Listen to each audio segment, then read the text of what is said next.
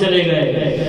عجیب بات ہے، اگر کسی کو بات کریں، کسی کے 5 بیٹے ہوں، اس کو کہیں کہ آپ کے 5 بیٹے ہیں، ایک بیٹے کو علوم محمد و آل محمد کے لیے وقف کر دیں، یہ ہماری پستی ہے۔ اس کا جواب یہی آئے گا، پتہ نہیں اس کے مستقبل کا کیا بنے گا، میں اس لیے نہیں بھیج رہا اس کو انجینئر بناؤں گا، ڈاکٹر بناؤں گا، ٹھیک ہے اس کی میں نفی نہیں کرتا، وہ بھی ممکن ہے کہ عبادت شمار ہو اگر اس میں خلوص پایا جائے، لیکن یہ بات عجیب ہے کہ جو علوم محمد و آل محمد سیکھنے کے لیے آئے اس کو کہتے ہیں کہ پتہ نہیں اس کے مستقبل کا کیا بنے گا۔ میرے بھائی، روٹی کے چند ٹکڑوں کو مستقبل نہیں کہتے، جنت میں علی سے ملاقات ہو آخرت کی کامیابی کو مستقبل کہتے ہیں۔ یہ تو مستقبل قریب ہے، کتنا سال، 40 سال، 50 سال، بس اتنا مستقبل۔